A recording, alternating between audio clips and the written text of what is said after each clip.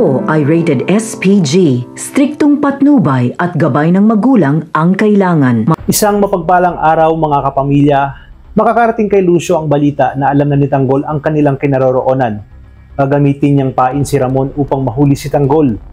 Habang pinaplano ni Tanggol ang paglusob sa lugar na itinuro ni Kidlat, kung saan umano hostage ang kanyang ama, ay nagpresenta nga ang kanyang mga kaibigan na sumama sa laban nito. Buong tapang nilang iginiit na handa silang isugal ang sariling buhay para kay Tanggol.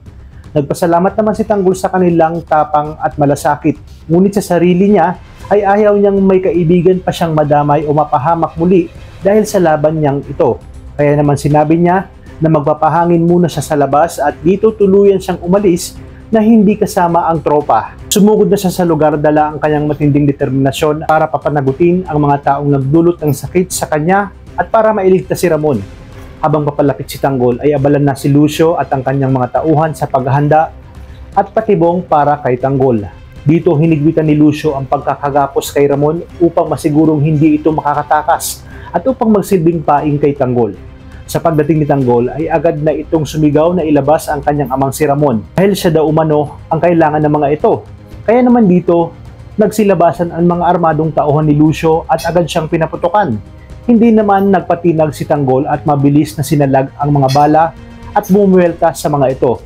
At isa-isang pinabagsak ang mga tauhan ni Angkong Lucio na naglakas ng loob na lumaban sa kanya.